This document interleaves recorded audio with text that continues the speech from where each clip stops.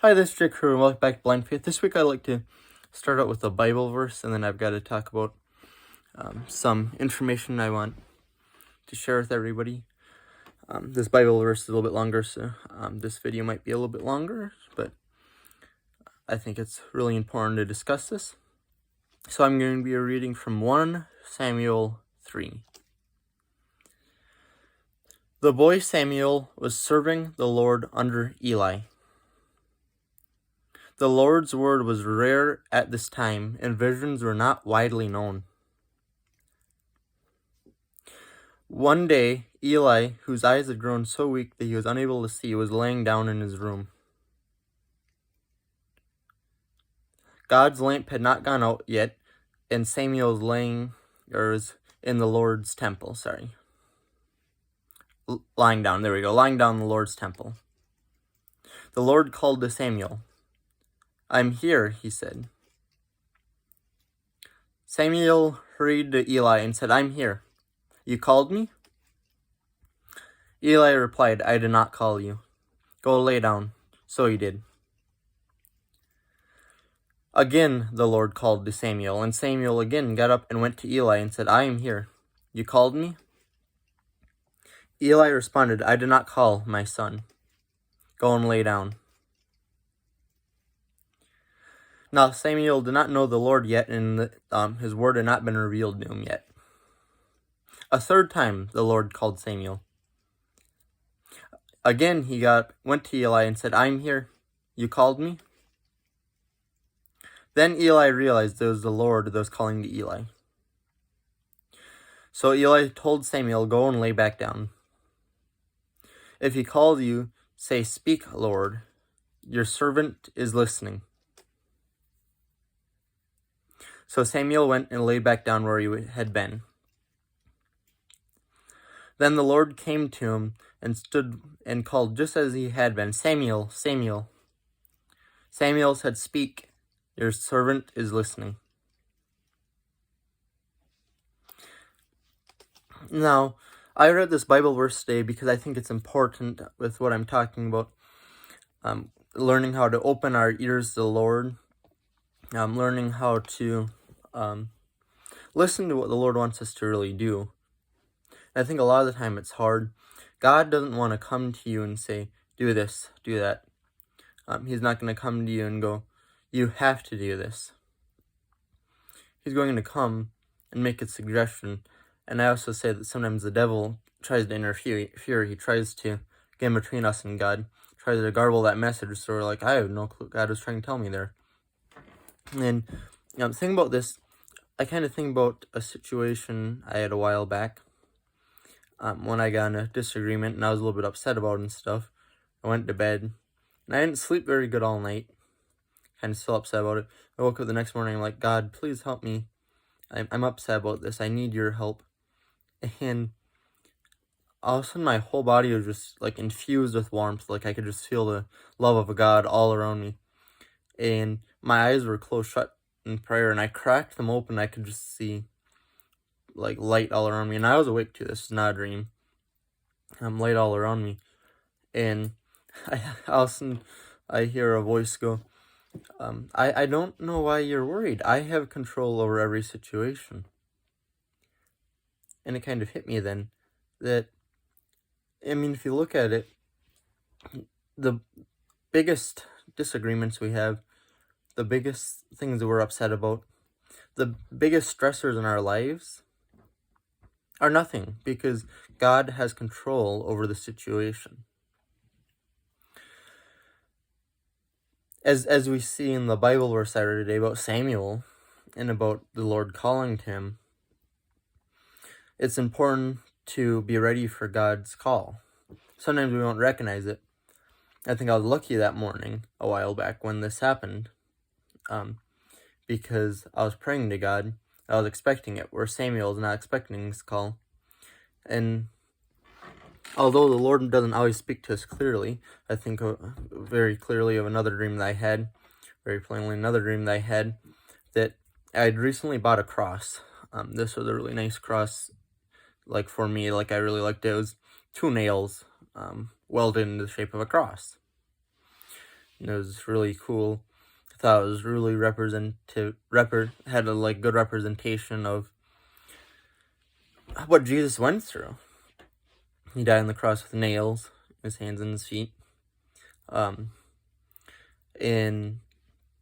I thought that I could always use this cross to remember. Reach up and go, okay, I can go through this because Jesus did this for me. And I kind of wanted to get blessed, but I never found the time. I just kept pushing it back. And all of a sudden one night, this was a dream, but one night I was laying in bed, and all of a sudden my room was full of light, which is funny because I can barely see light now. I've almost lost all my light perception even. Almost completely blind. But whenever I feel God's presence near, it's always accompanied by a really bright light, like sunlight from when I was like 6 to 8 years old, when I still had a decent amount of light perception. I could still see the sun good, and still see it now, but it's a lot dimmer. But the light when I feel God's near is very bright, and I feel like nothing could ever dim it, which is true about God.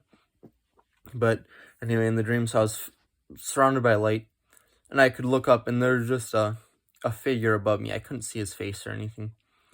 And he told me, and he was holding my cross necklace, and I'm like, how did you get my cross? Like, laying there, like, kind of confused and stuff. And he was, like, kind of fingering, like, this figure was going around in circles around the cross, like, feeling each part. And then all of a sudden he held out to me, and I took it from him. And I started kind of feeling, like, trying to figure out what he's looking at.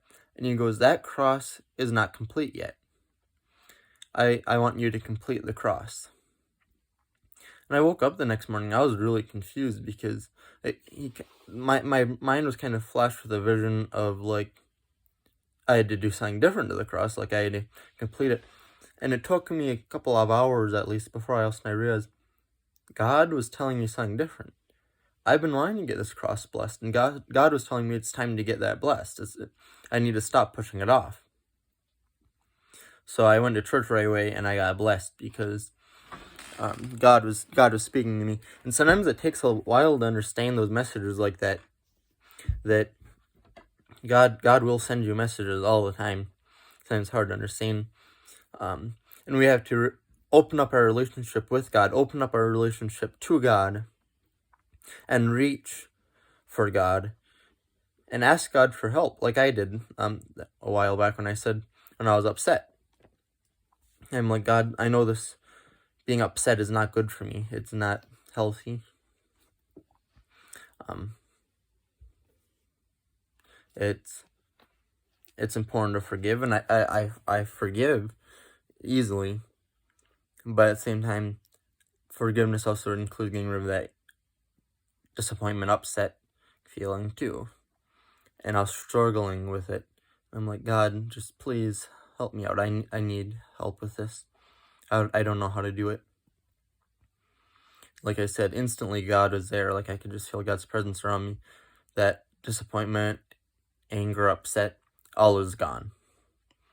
Drained out of my heart, drained away. And God told me, I've got control over the situation. And it's very important to keep that in mind. God always has control over the situation. Sometimes it doesn't feel like it. Sometimes it feels like your life might be spinning out of control, like a roller coaster that's off its track. We have to remember, even when it's spinning out of control, that God still has control. God could stop that roller coaster, but God knows that we as people, as He knows your deepest heart, He knows your soul, and He knows that you can make it through it. And that's what we have to keep in mind, is when we're going through a hard time, when we're feeling mad, upset, angry, sad, reach out to God. Tell God, I'm struggling to handle this. I'm struggling with this. God, please help me. Because He will come to you. And always keep in mind that He has control over every situation. There's never one situation in your life that God is not there with you. If you think about it, I look at most situations I face in my life, that I'm like, oh, that was awful, that was terrible. worst situation. Oh, I was unhappy about that. Oh, I was upset about that. And then I was trying to look at what Jesus went through with being crucified on the cross. But before the crucifixion even, Peter denied him 3 times. And one of his disciples, or one of his followers, turned him in. And I look at that, I look at the disappointment and the pain that Jesus had to go through. And I even look at how he treated Peter before. If you were told, oh, someone will deny you 3 times, this person will deny you 3 times, I feel like most of us would struggle to continue communicating with that person. Most of us would be like, well, I'm not happy with that person. No, I'm cutting them all my life. But Jesus didn't do that. That's what we have to keep in mind, is that looking at what Jesus went through with all the pain and suffering that he went through, now looking at like my life and stuff, it's really not that difficult. There's a lot of things in it that might be a hard test, it might be hard to face, might be embarrassing, might make me upset and stuff.